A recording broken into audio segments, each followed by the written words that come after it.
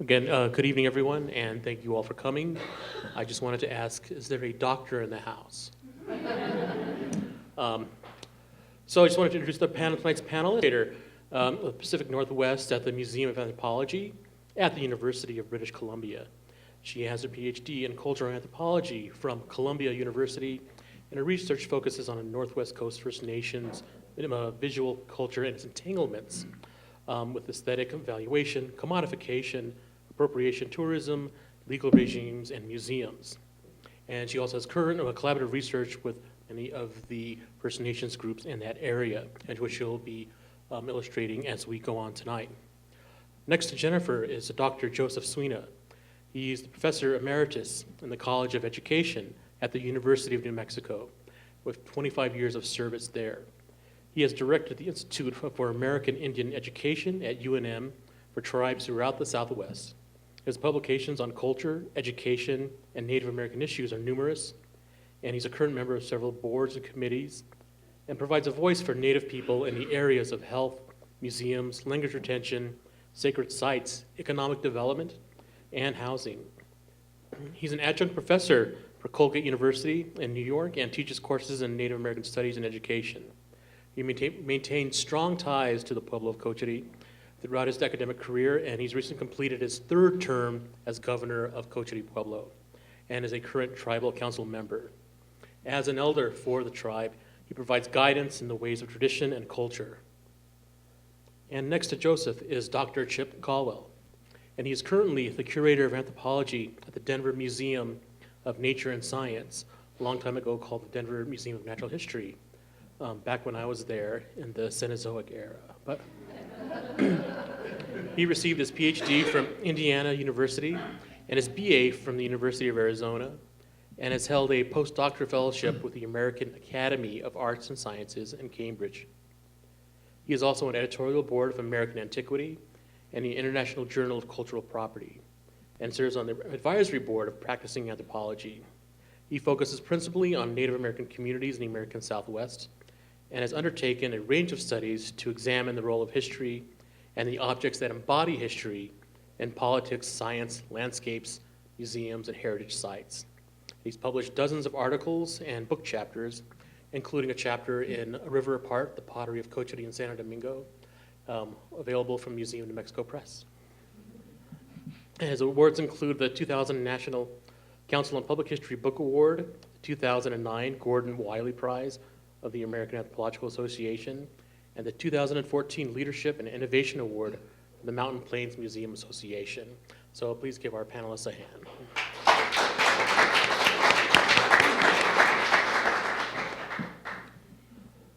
So the basis of this series has been the 25 years since the passage of NAGPRA, the Native American Graves Protection and Repatriation Act. And tonight we're kind of focusing on museum stewardship and how does that play into this role, in this changing and defining post-NAGPRA era. We're fortunate tonight that we're going to hear from different perspectives from different folks here, because in some cases where they're not even dealing with repatriation law, but dealing with the post-NAGPRA landscape, academic landscape as well. And also in how tribes are dealing with this as well, because it is still basically just over generations since the passage of the law, and things are still being sorted out. It's interesting, we once had a meeting with the Park Service where their belief was, with the funding they have for like NAGPRA consultations and whatnot, they really originally thought after the passage of law in 1990, they would be in the NAGPRA business for, he said, for 10 years max. And then everything would be done, cut and dried, and then that would be it, end of story. But again, time has shown, it's a completely different story. So just to start off, I would like to just ask our different panelists to talk about that issue of stewardship in this post-NAGPRA era, and how does that apply to either your institution or community? Because stewardship, it works on different levels. I've always thought of Native American groups in a sense of being their own, like in a sense, curators and stewards as well. They have identified material experts. Things are housed in basically special collections areas, if you will, and maintain, and preserved and serve the same purpose as to, in a sense, to collect, curate, and educate or pass things along. But we'll start here on the left with Dr. Kramer. Thank you. I believe I'm the one of these people is not like the others. I'm that one because I'm from Canada, and as Tony alluded to, we do not have a repatriation law in Canada. However, in 1992, we do have an ethical agreement that came out of research done by the Canadian Museums Association and the Assembly of First Nations in Canada, called Turning the Page, a task force report on museums and First Peoples. And it has a very similar recommendations towards repatriation that you have in NAGPRA, and we're not talking about the actual outcomes of NAGPRA law here, but certainly as far as changing the relationship between how we think about what museums do with what we call communities of origin, so communities from whence this material culture comes or this art comes. But in my museum, we use the term belongings now, cultural belongings. And that also alludes to this change in the way we think about these objects, the way we think about our role as stewards. Belongings changes the relationship. But I'm also a little bit wary of making it sound too much like an us and them, that everyone who works in a museum is non-native and everyone that's coming to the museum to use the resources is native. That's certainly something that's changing as a result of the task force as well. Bringing in, training more indigenous people in museum protocol, in museum research and practice, and just generally making, certainly at my Museum of Anthropology, we've had a renewal project that opened in 2010 called A Partnership of Peoples, a new infrastructure for collaborative research. And basically the entire model behind this, and it came out of the task force in 1992, was to start thinking about the museum as an accessible and welcoming place for communities of origin to do their own research. And by research, that could be artists being inspired by their ancestors' works. It could be chiefs or cultural historians researching family prerogatives, getting back into ceremony, or researching indigenous, researching self-determination and sovereignty. So we wanted to make the museum more accessible so that it felt like a place that they belonged, instead of a place where their things were taken and displayed in ways that they didn't recognize themselves. So that partnership very much changed how we think of the work we do at MOA. And maybe I'll just leave it there and pass it to. Good evening, everybody.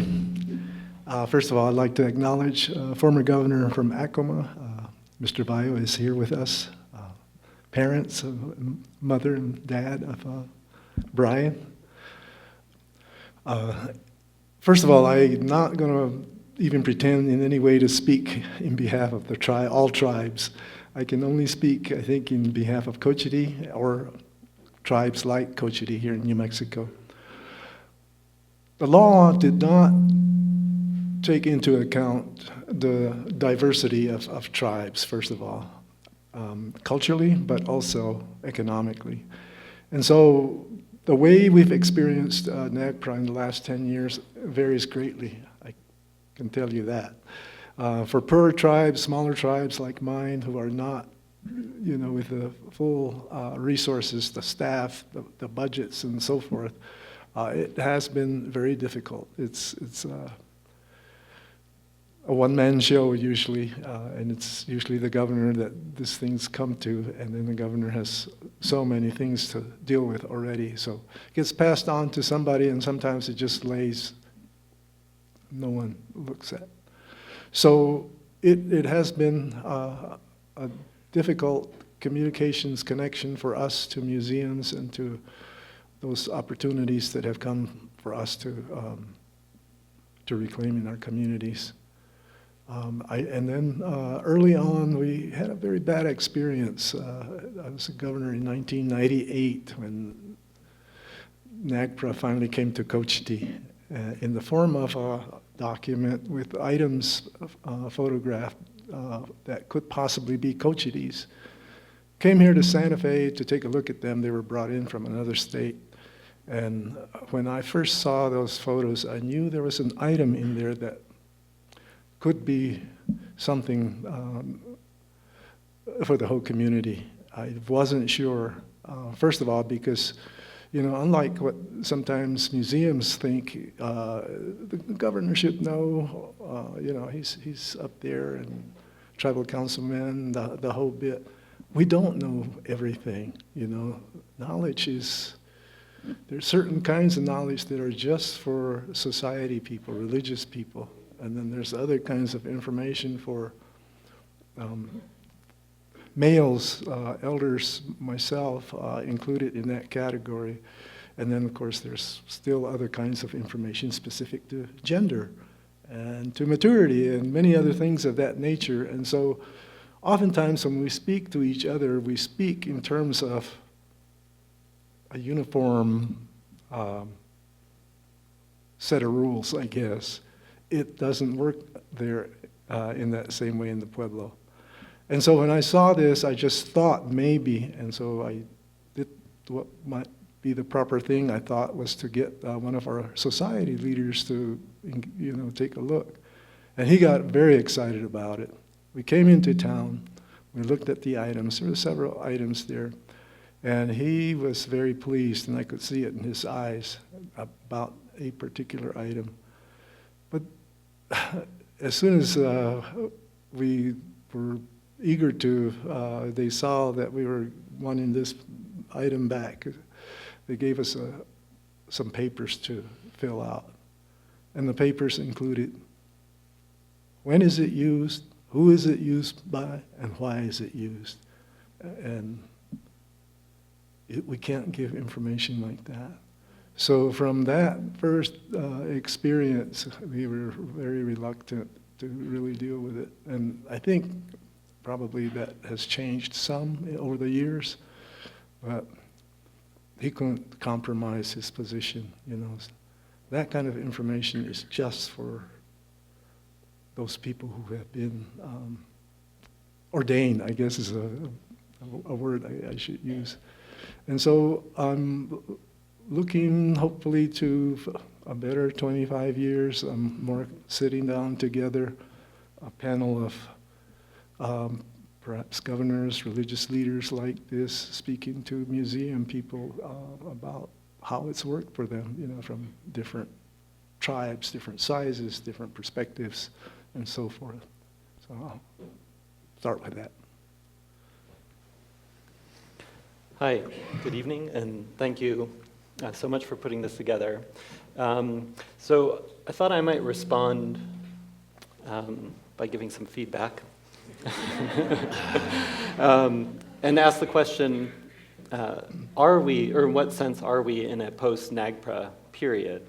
And I think to build off, you know, Jennifer's comments, similarly to her museum, at the Denver Museum of Nature and Science, we have something called the Native American Sciences Program, where we have internships, we have fellowships for Native elders, Native artists, we provide scholarships, we have a partnership with a indigenous film series, we've done workshops with Native students in the Denver area, and on and on. And so in that sense, it feels like maybe we are kind of moving beyond some of the most contentious issues that paralyzed museums for several decades, and that we're finding a new common ground. And yet at the same time, as we just heard, museums still hold so many sacred and communally owned items that tribes still want and often still can't get. If we just take, for example, the issue of the so-called culturally unidentifiable human remains, or culturally unaffiliated human remains, these are remains that can't be affiliated under the law, under NAGPRA, with any federally recognized tribe, or under new regulations that came out in 2010. You can also return them potentially to non-federally recognized tribes or under state law. But nonetheless, this very large number, more than 70% of the remains in museums have still not yet been affiliated with any tribe. This is still 20 plus years after NAGPRA's passage. At the current rate, these regulations came in place in 2010, and some of these unaffiliated remains have now started to be returned. But based on the rate of return over the last 5 years, it will still take 238 years for all of those remains potentially to just be affiliated. So much longer than 10 years, I would argue. So in the sense that we are kind of moving beyond some of the most contentious issues of NAGPRA, and yet at the same time, NAGPRA is going to define us, I think, for a very long time to come. And I look forward to talking a bit more about at my museum how we're sort of addressing both of these ways of thinking about what museums can be in the 21st century, but I'll leave it there for now. It's interesting looking back, and again, even before the passage of the law, when it was still being written and debated on those initial fears of what this law would do, that collections would be decimated, it would cripple research, and change things forever. Certainly it's changed things, but in a sense, it's enhanced research. It's changed the way museums do things, the way things view things. It's, in a sense, let's see, I think that if the Smithsonian has their own separate repatriation law, and I think like at NMAI, there's that issue, well, they're going to lose all the collections, but under their current definitions of what falls under their own repatriation law, it's like 3% of their collection, meets that definition of their law. And again, and not everything has been, claimed or, what for. I think it's interesting, the Governor Suina brought up about this clash of knowledge systems. And this it's oppositional, which is opposite to the outside world, that knowledge is this free encompassing idea that everyone shares and engages with, which is very different, especially within the Pueblos, that knowledge is something that's earned, that knowledge has a responsibility. And to quote Stan Lee, with great responsibility, with great power comes great responsibility. Or in the sense of great knowledge comes responsibility. So that you have to basically you be careful with this knowledge. And I said it's not freely dispensed and shared, because it has to be earned. And with that knowledge, that there is something that has to be taken into account with that. It can cause potential distraught for other people if it's not used and wielded correctly, like with anything, with any type of a knowledge or tool. So I just thought I wanted to then ask folks about any specific projects or programs that you are engaged with now that are reflective of this new era of stewardship. And let's go ahead and go back to Dr. Kramer. Okay. Wide open question. Can I just go respond? Yes. Before? I was thinking that we tend to have this assumption that if only a belonging, if only a belonging gets returned to its proper owner, then things will go back to the way they were before. And at my museum, we are absolutely for repatriation when communities and individuals want it, but I think there's an assumption that it's a panacea to turn back history and colonialism. And what we've discovered is often, and you make the point so well, that the law requires you to jump through certain hoops that you're not prepared to jump through. But often there's issues over who is actually the rightful owner to return a cultural belonging to. Is it an individual? Is it a family? Is it a clan? Is it a nation? Because status has changed. So I just want to throw that out there, that what we're finding is that even if you enact a repatriation, a return, that doesn't end the relationship with the community of origin for the museum. It becomes a process of ongoing relationship. So returning the object doesn't sort of, okay, now everything's okay and we can say we've done the right thing. And in fact, what we're finding at my museum is that communities, once they see that we're trying to make this space a space that feels right and works for them, then they see the power of us paying the bills to steward these belongings in ways when they see that we're doing it in as respectful a way as we can, then it seems like there hasn't been actually very much request for repatriation to my museum. I've been working there for 13 years, and we've only fulfilled 4 repatriations, and that's not because tons of repatriation requests have come in, but because they haven't come in. And what we did, so as an example of how did we change this relationship, the Partnership of Peoples, the Museum of Anthropology was known for in 1976 having one of the first visible open storage systems. So instead of only having that sort of 5 or 10% out in curated exhibits, the idea was you put everything out that you had and allowed the visitor, whether it was a community member, an artist, a researcher, a relative, they could go in and see the collection themselves without that interpretive screen of the curator, who wasn't them.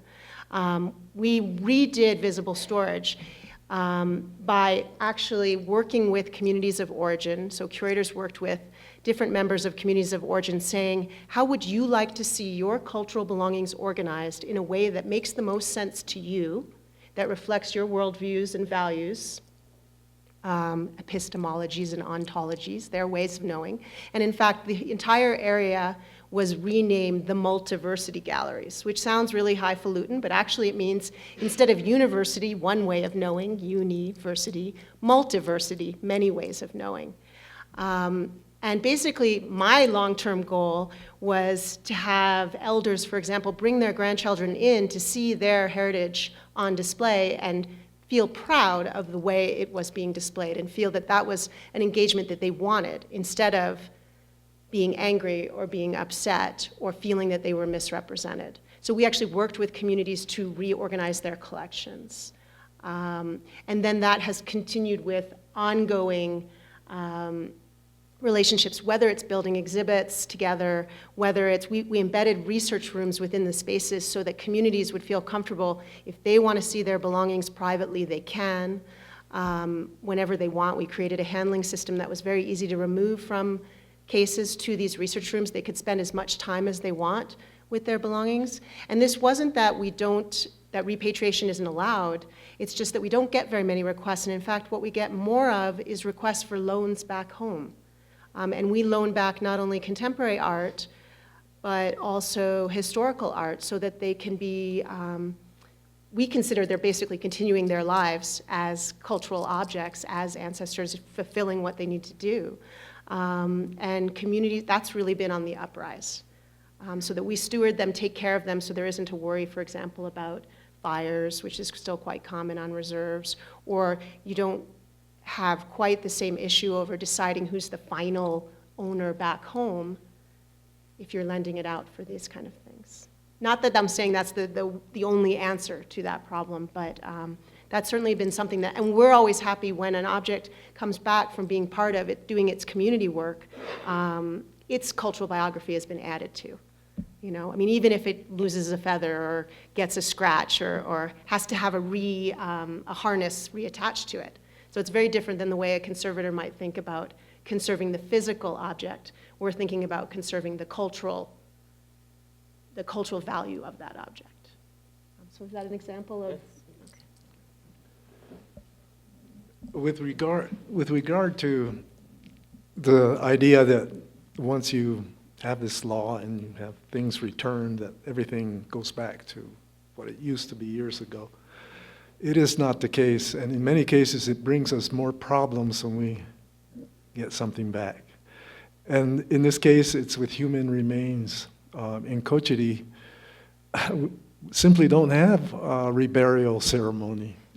And for us to be a party to this disturbance that may have occurred somewhere else long ago, if we accept and we engage in bringing somebody home, we want to bring that body home, but it's darn if you do and darn if you don't.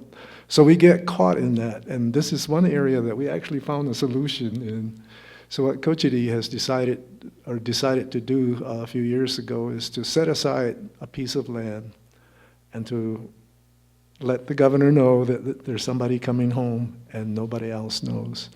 So in this way, we protect our village, and and the only person I suppose that vulnerable that the governor knows about it. But then that's what you're there for as a governor. You take on the load of the people, no matter what it might cost you in the long run. So those are things that some successes we've had, including naming certain tribes to speak for the rest of the communities and so forth, tribes who are more open to doing this kind of things.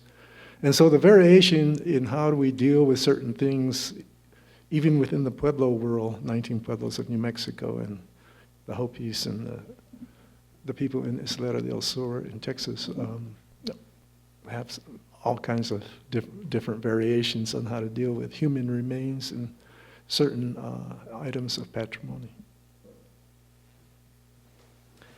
At the Denver Museum, we've been thinking a lot recently about how do tribes even know what the museum has.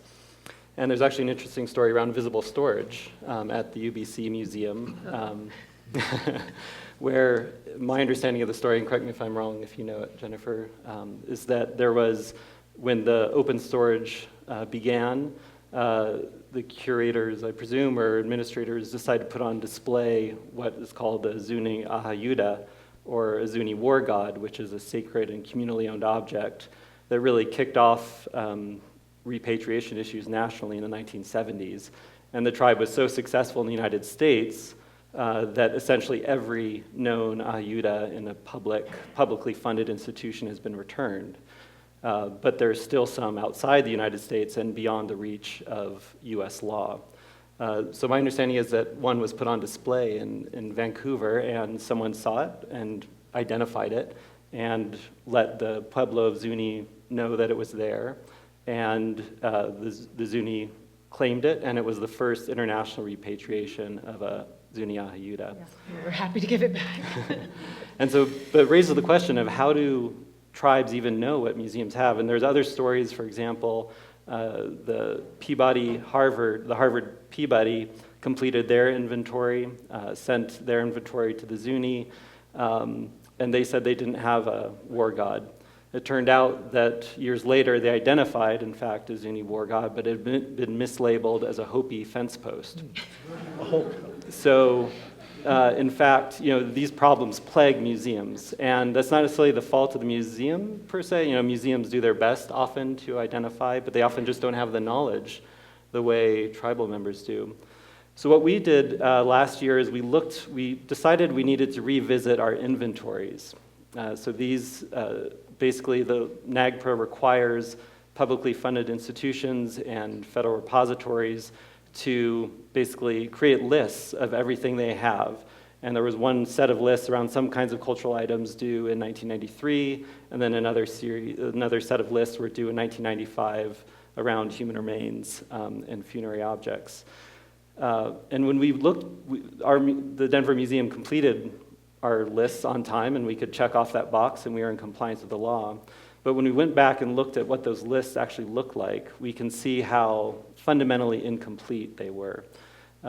Many would just have, dozens and dozens of pages of the number of items and very broad descriptions. It would say worked bone, maybe, or shell. Well, is it a worked bone? Is that a human bone? Is the shell from a grave? Is it some kind of communally owned object? Is it a sacred object? From just these lists, you could not at all discern the nature of the objects that we were required to report. So, and we found some pretty egregious examples too, and I think maybe part of it historically was museums were just under the crush of this new law of just trying to satisfy the letter of the law and get those inventories done. So again, this isn't to cast aspersions on anyone, but we could go back and look at, for example, our Zuni lists, and there's an item that the Zunis were interested in, and we went back and looked at our original inventories, and it just said, one feathered object is how it was described. But if you go back to our own card catalogs that were in place in 1990, it's a very rich description and has the actual Zuni word for that sacred object references to Bunzel and other anthropologists who'd been citing it for years. Basically the full description that actually would have let the Zunis know in 1993 exactly what we had and would have enabled them to determine for themselves if they wanted to claim those items or not.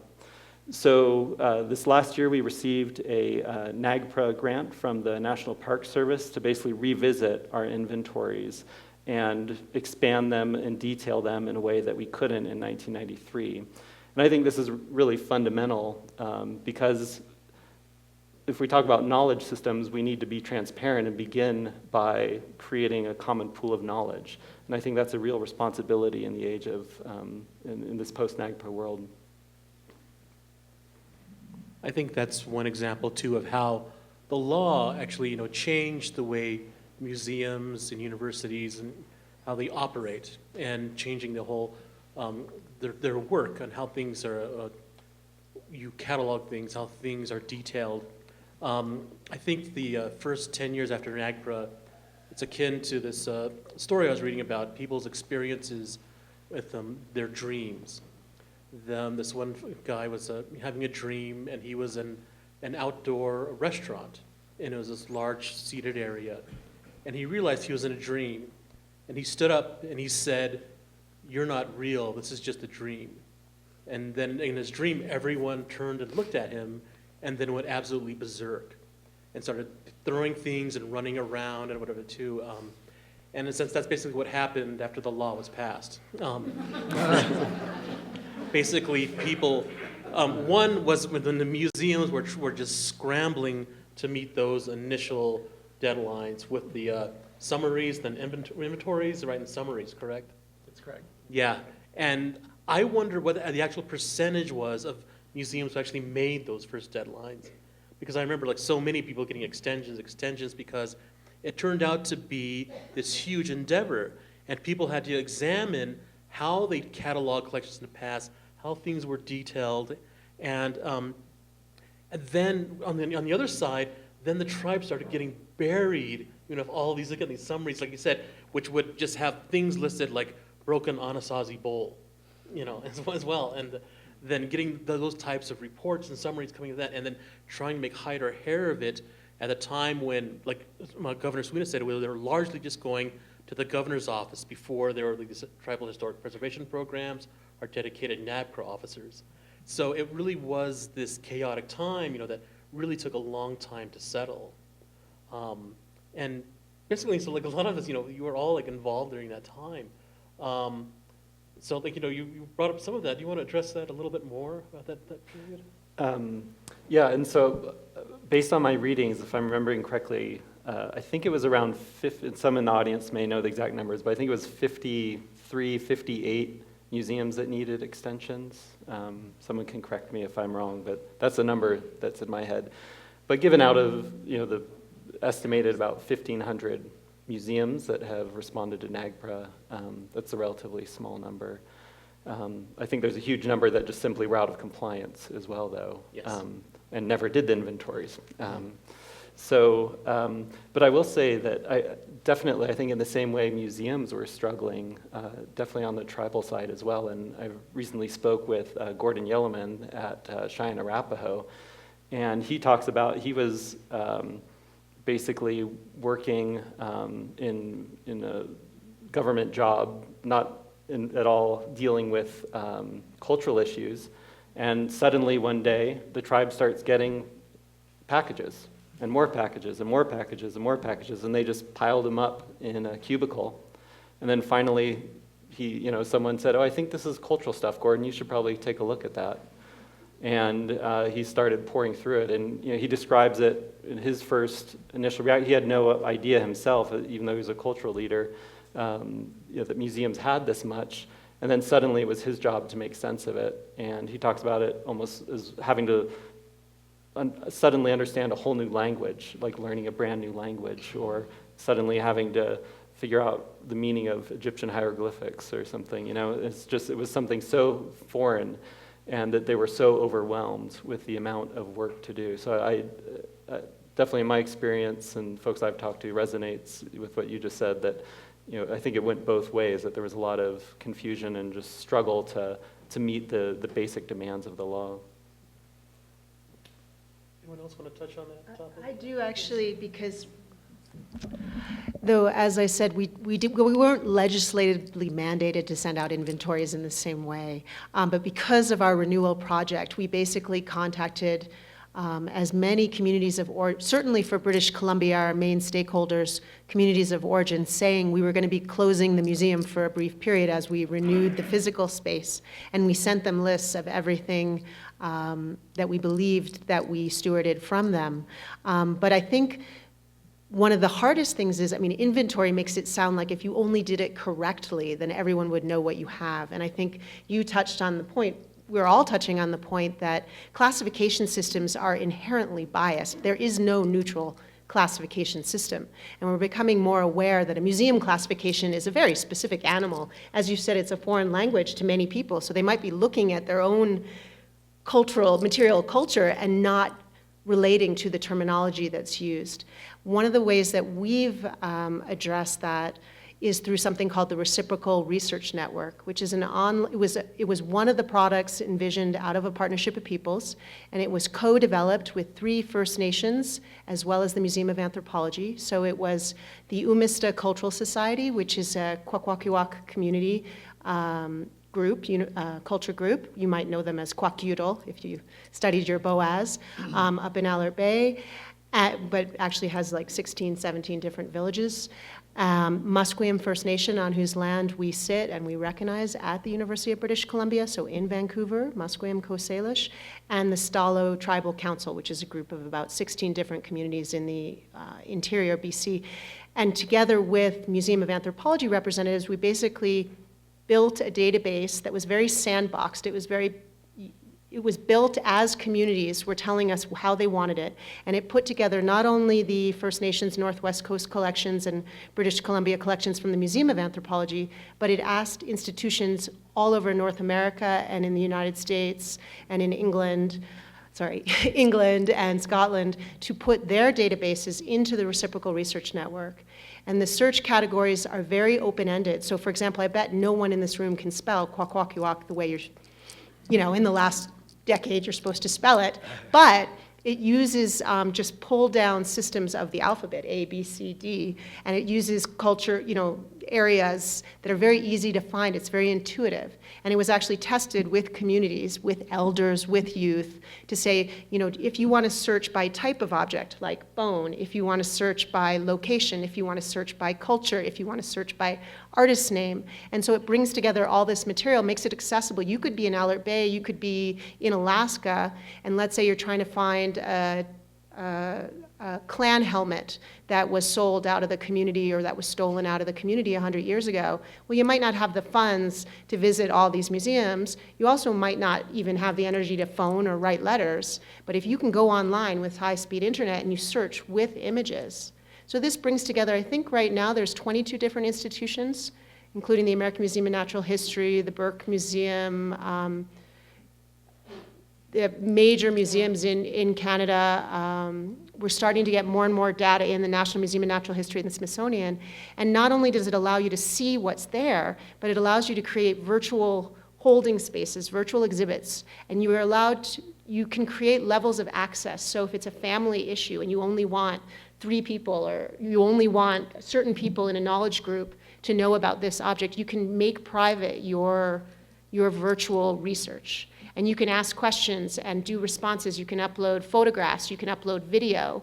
And if you make it public, you can get response. So if a museum doesn't know what they have, and often we don't, the notes are not there. If you make public that you don't know, then the more people that access the RRN, the more you're going to get closer to a better understanding. So that's one way that we've dealt with accessibility issues. And you are all welcome to go on the Reciprocal Research Network and join and create your own account. I think we're seeing that repatriation can take many different forms. It can be repatriation of a cultural object, information, images, recordings, whatnot. And like as Chip said too, it's important to create this pooling of a shared understanding or mutually understandable level between communities and museums. And, in a sense, both can benefit from that. And it also can take place officially and unofficially, whether it's legislative or whatnot. Where I'm at the Museum of Indian Arts and Culture, Laboratory of Anthropology, Center for New Mexico Archaeology, and it's been the past practice to, sometimes what they call to do pass-throughs, is to accept objects that are not accessioned into collections, but are basically just held to go back to a community, if it's something that's very sensitive. And sometimes even if it's not completely, falls under the law, but it's something that we probably shouldn't accept into collections. And that's been happening since I've been before there, going back, into the 80s, is that correct, Bruce? And then there were already materials coming into the segregated collections area when I first started there, when Bruce and Ed Ladd were there, my predecessor. And sometimes these things would stay there for several years until a community was prepared to take them back.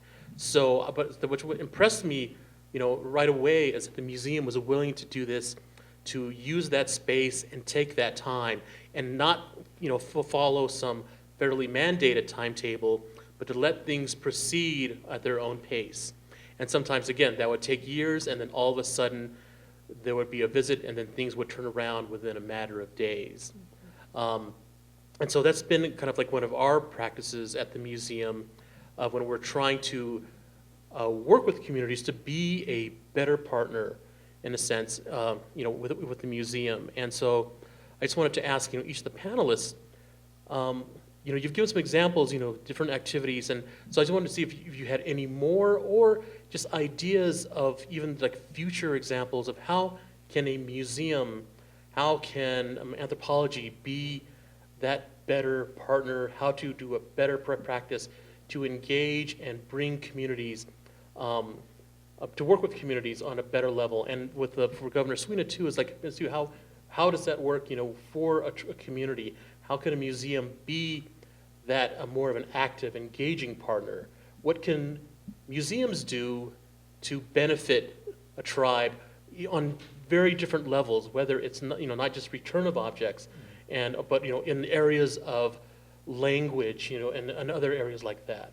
So, we talk about items and objects as things that we own and things that we ought to be getting back. It holds true for knowledge. There's knowledge out there, and museums are handling that knowledge. Park Service, Mesa Verde, and Bandelier, and places like that are dispensing knowledge about our people. In this case, of course, the ancestral Pueblo people I'm talking about. We need to get that knowledge back in our hands, meaning that we need to educate those places. It's very important for us to know that whoever is giving that information to the public is the right information first, accurate information, but also that they're not dealing with information that should not be out there. And that's what has distanced us as Native people from the larger society. This indiscriminate publications and throwing information out there. Because as I said, knowledge is sacred, knowledge is powerful. A book that Acoma had to deal with not long ago, with knowledge that was thrown out there for all the world to have, dilutes or dissolves that knowledge back home. It no longer is sacred now that it's in the hands of everybody. And it means that much to us that certain things are kept private and that we repatriate knowledge in a sense so that we are in charge. So while it's really, really refreshing, upbeat to see people like Brian and Tony and so many of our people now in leadership positions in museum education and such places, like to see even more. But again, going back to a small community like mine that has is inundated with so much information from so many agencies. We need assistance in funding, bottom line. Somebody that, even if it's once a week, who can pull together a committee for a meeting once a month, but that person who can be on top of, whether it's online or whether it's still paper material coming in. And so for small communities like mine, I think financial assistance is still, hate to get away from, hate to have to go there, but it's the reality. One thing I struggle with is really trying to think through how these really admirable projects like the one that you've described and you've undertaken, how those ones can really move beyond fundamental colonial relationships. And at the end of the day, a lot of these projects, I think they're very positive steps forward and open the doors to new possibilities, and yet at the same time, I think reestablish a lot of the kinds of colonial relationships that are problematic. So for example, a lot of these websites are in English. They're still based out of the university. The money is still often funded through the museum. So if we think about language and economics and ownership and control, often it's still the museum. And I think, to me, that begs the question of, fundamentally, who are museums for? And if they're for the communities from which these objects come, then I'm not sure how I haven't yet to see what a sustainable, positive model would look like, where we really, truly, fundamentally re-empower source communities to control their own heritage. And I think, it's important, the kind of work you do, and we've struggled with similar kinds of things. So again, I think it's they provide a stepping stone, I think, to possibilities, but I don't think we're quite there yet.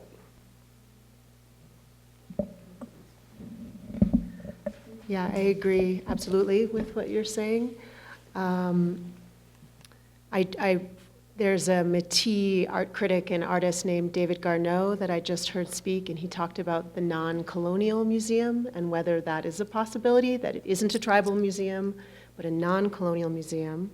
What we do at the Museum of Anthropology, and maybe I haven't represented us well, is we're not trying to say that we can become post-colonial.